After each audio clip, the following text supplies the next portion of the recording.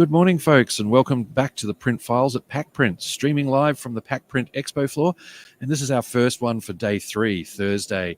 And everyone's hanging in there. We've got about a half day to go tomorrow, but today's the last big full day. And I'm joined by Daryn Whittaker, Head of Sales for Canon Production Printing Australia. Daryn, welcome to the show. Good morning, Grant. Thank you very much. And thank you for being willing to be our first person on for the day. It's probably the best one to go. I think, get it out of the way. Everyone's had their coffee. We're just about We're ready to talk. all good to go. Awesome. Now, Daryn, Canon Production Printing Australia, like for many of us, myself included, we just know of Canon. Yeah. So what's specific about, obviously it's in the name, but can you give us a bit more info on production printing? Look, it's probably the best way to describe it as anything that's larger than an MFD is in Canon production printing. So side of the business. So with large format graphics, roll to roll, label stream that we've just launched in Australia. Got our first one going in August, so which is good. And then the continuous press, so the large scale, large volume presses. So, fantastic. Yeah. So if you can sort of group all those together, that's anything outside the office, I suppose, is the best way to describe it. Yeah, a former life, I was looking after networks for 40 to 50 people offices and all that. So yeah, an MFD I thought was reasonably large. It is large. And then I've come to this show. Oh, look, a 3-ton printer. MFD on steroids. Yeah, exactly. And longer and amazing. So Daryn, how long have you been with Canon? I've had 2 stints at Canon. I've just recently joined back Canon back in March, so it's nice to get back into the industry, having spent some time elsewhere. So, oh, cool. Yeah. Okay, yeah. Go out, do other things, come back, and really enjoying it. Really fantastic. Enjoying it. Great team. Okay, so speaking of the team and the show, and you dropped a hint about some new products that you've got here. Can you run us through the new products and what's on display here? Yeah, look, we've got 2 large flatbed printers here. So the Arizona family, which has a great heritage, great product. Everyone's familiar with the Arizona. So we've 12 months ago in Europe released the Arizona 135 GT, which is a more entry-level flatbed printer. Still got all the same pedigree as the Arizona family, so robust, same technologies, just a slightly cut down version, but still get some great quality print out of it. And that's really aimed at those businesses that may be just entering into the flatbed market, looking at rigid print. Has a roll-to-roll option as well, which gives them that flexibility, so a hybrid machine. But for those that either I see it as you're either getting into it, or you might be providing that type of printed product to customers where you're not producing it yourself, so you're having to outsource it. It's a really good device to I suppose dip your toe in the water and start a flatbed production facility. So you don't have to commit to too much. No. So, cool. We were very happy. We got a Hot Pick Award on day 1 for the 135, which was nice. Congrats for that. And there's a lot of interest in that. We're seeing customers coming back. They'll come and have a look, walk away, then come back and spend a bit more time understanding what its capabilities are. So that's a good option now for us, because we didn't have that level of machine in the market, so it gives it a great option. On the roll, I think everyone's now familiar with the Colorado. It's been around for a few years now. So we've got a Colorado roll-to-roll machine on the floor.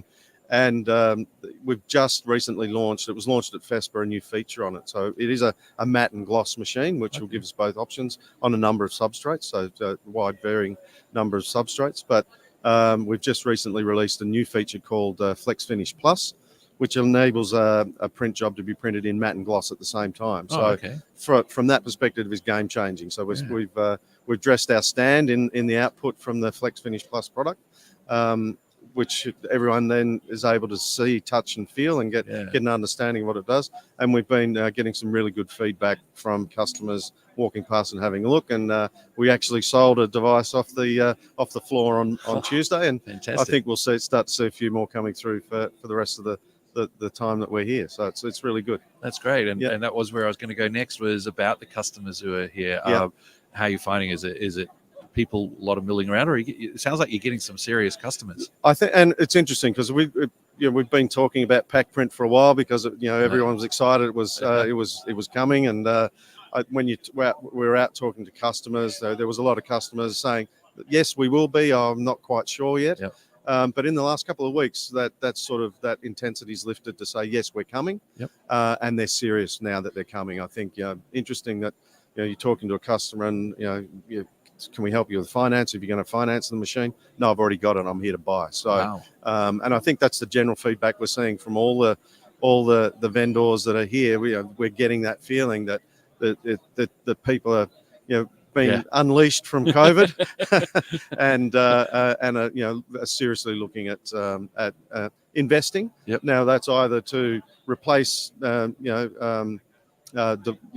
aging equipment or expanding either their lines of business to give a different option to their customers. Yep. And I think that's where we're focusing on. We're more focusing on the end users, so assisting our customers and those people that are coming to have a look at the machines is what can they provide their customers. Yep. So really about new ways of doing things, better options, more high value items and so forth. So we're sort of taking a more holistic view of what the industry's providing, because it's not just about hardware, it's about what's it producing and how's it benefiting the end user. So that's the focus of where we're looking at the moment. Fantastic. So, yeah.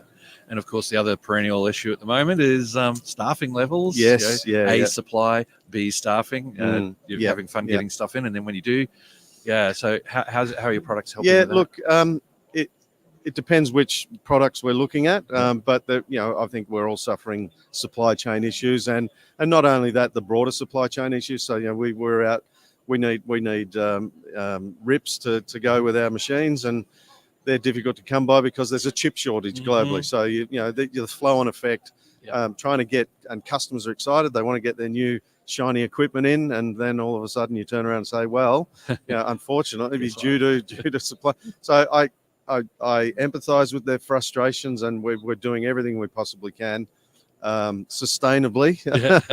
Yes. Because it's obviously not economically, because if you're flying supplies and so forth, then it's an expensive exercise. But we understand the challenges for our customers, and then what we try and do is overcome those as best we possibly can. Yep. Working in partnership with them. So and that's across the board, as you said. It's everywhere. I've got people I talk to who are in manufacturing and so on, and we were supposed to be doing a project with one gentleman back in March, and it's been pushed to August because his new equipment was supposed to be in and running in January, and it was, as of March, it was still sitting in Singapore. It's crazy. And I think it's been interesting. We've sort of seen almost a release, if you like. The dam wall has released, and we're starting to see the flow of equipment starting to come in now, which is good. We're getting regular things coming in from Europe or Asia, so that started to pick up. I think the other impact is, you talk about staffing levels. You need to go through 3PL. You see some impacts there where they might be COVID struck, and then all of a sudden they've got drivers down. So it's just learning to juggle. It is absolutely. So but also trying to cross skills so you don't have single points of failure and everything. Absolutely. And I think in assisting our customers, we're also looking at workflows to assist them, to enable them where they can pick up productivity and process improvement. So to enable them to if they are they're staffed down, that they can still run, because we can automate some of those processes at least for them. So fantastic. So they can do more with the same level of staff and keep working when their staff's down, as you're saying. Fantastic. Well, Daryn, is there anything else you'd like to say while we've got you here? No, look, it's just great to be back. I think it's and seeing friends and colleagues and associates from the industry. It's been a long couple of years, and I think everyone's excited to be here. So it's been. We've got 2 days to go, so we're on the home straight now. So it's it's been really enjoyable. So thank you for the opportunity to come and talk to you. Hey, no problem. Thanks for coming on the show. Appreciate your time. And of course, thanks to those who have been listening to this. This is the Print Files at PacPrint, streaming live from the PacPrint Expo floor. As you can see from people going past behind us, we're in one back corner of the area, so you're not seeing as many as are actually here, but there are people continuously going past. But this show is sponsored by Ball and Doggett, and we'll be back soon with another live interview. So stay tuned to this channel.